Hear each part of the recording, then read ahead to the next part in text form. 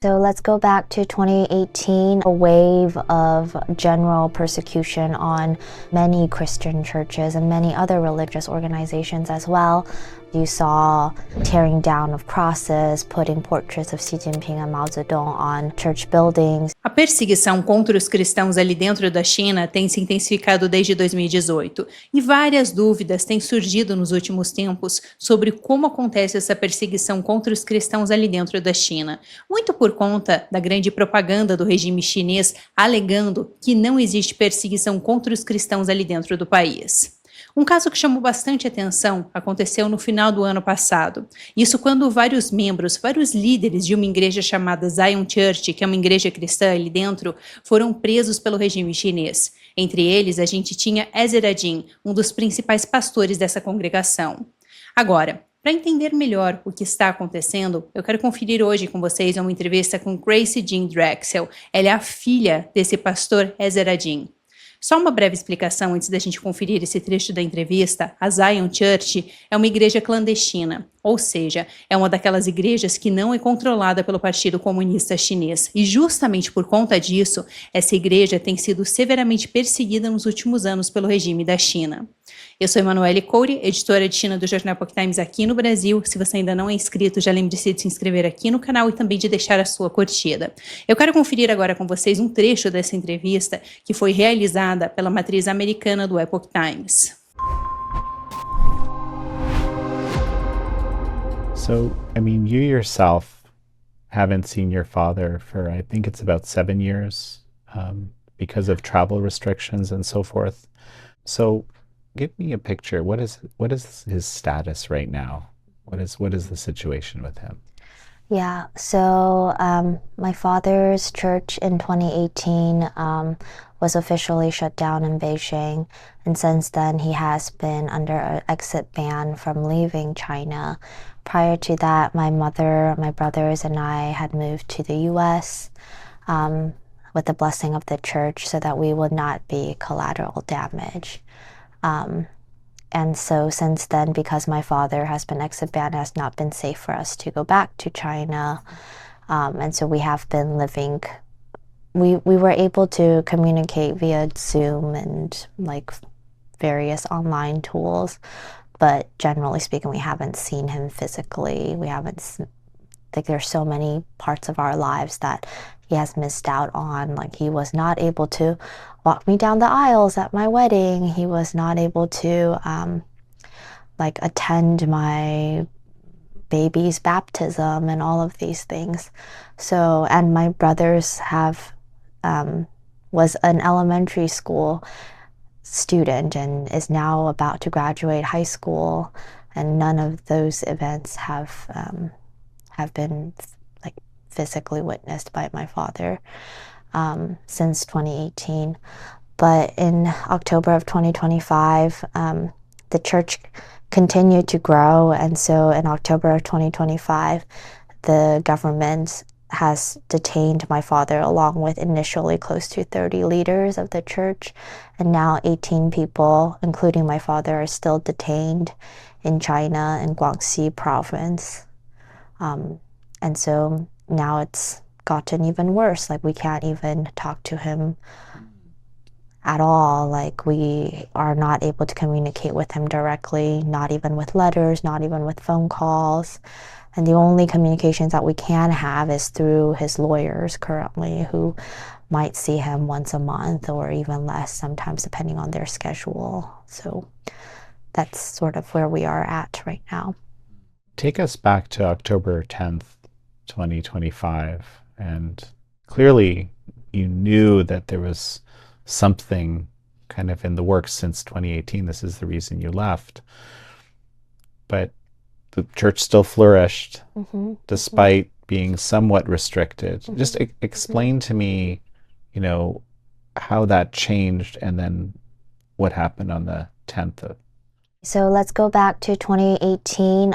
That was part of a wave of general persecution on like many Christian churches and many other religious organizations as well.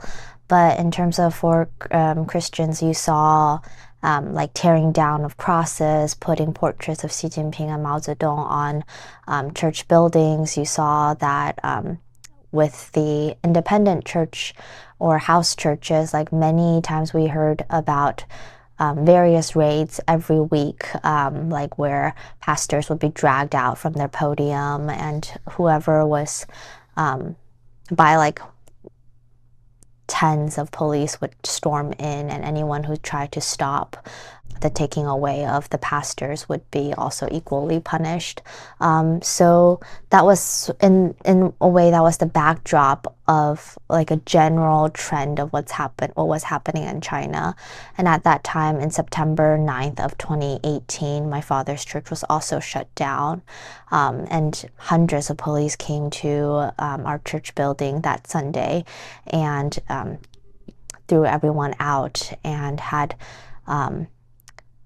kept my father inside for many hours, and we weren't able to communicate with him at that point. And then after a few hours they released him, but everyone was heavily surveyed for several months. No one in Beijing would offer another meeting place for Zion Church. Zion Church was officially deemed illegal business operations, etc. And after that, my father had continued to want to minister to his congregation. So we started doing this online, offline hybrid model. And we didn't know where that was going to go. But in fact, in 2020, when COVID and the pandemic happened, the whole world shut down, but especially in China, there was a policy where no one was able to leave, and it was leave their houses for months at a time, etc.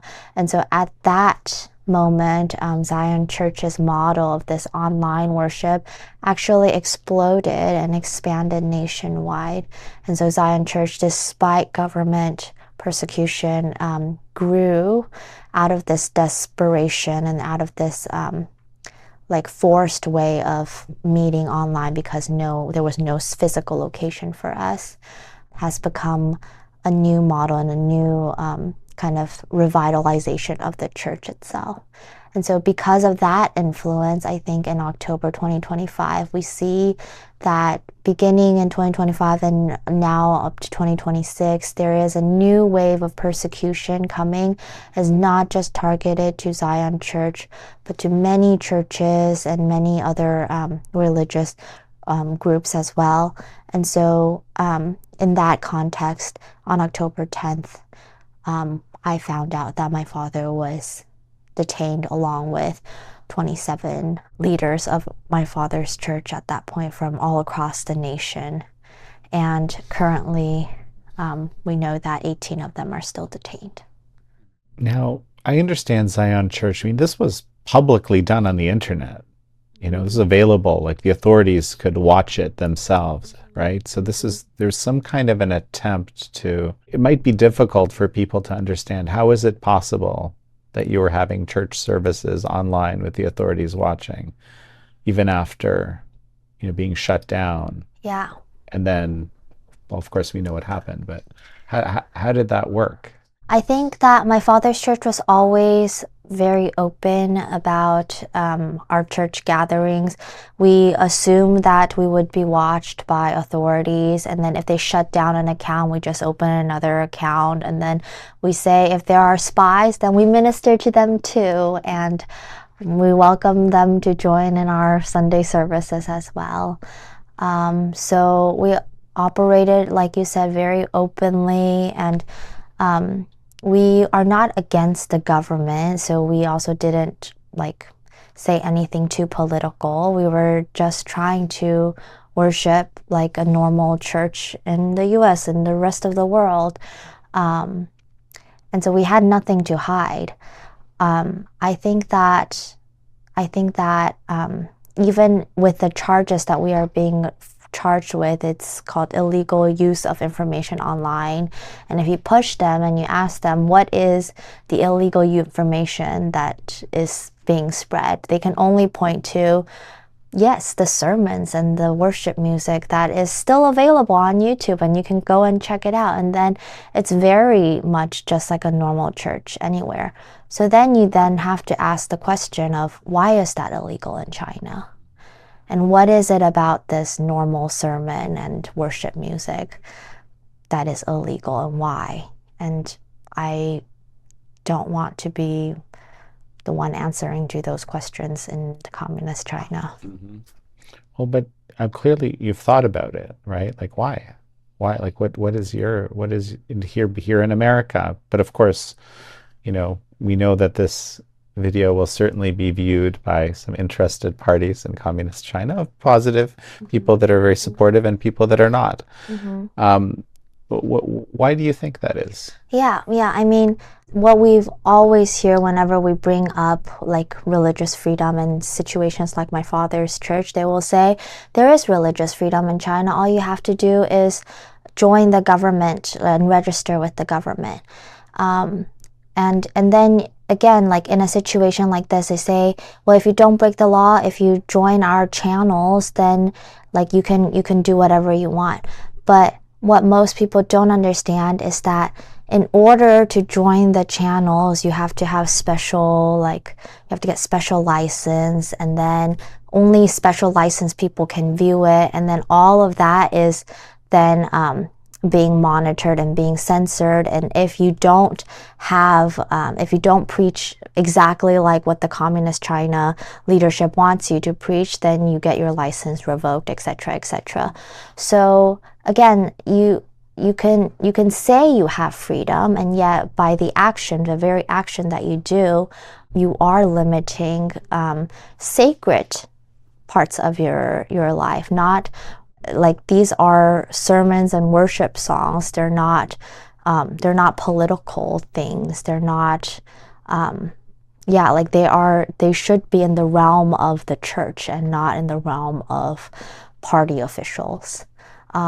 So I think that in China, often what I feel is that they want to control everything, including the very intimate things of what you believe in. And so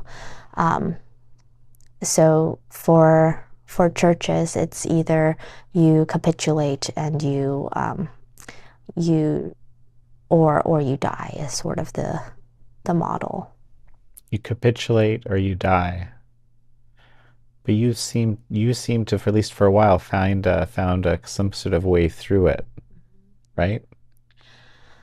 Well, but ultimately, yeah, it couldn't last, I guess. I think it was also a different era, perhaps, where China was seemingly more open, not just to Christianity, but there were like various NGOs that was also on the ground starting up. There was like early 2000s, there was a lot of like foreign businesses that came in, and a lot of like social groups that were started and such.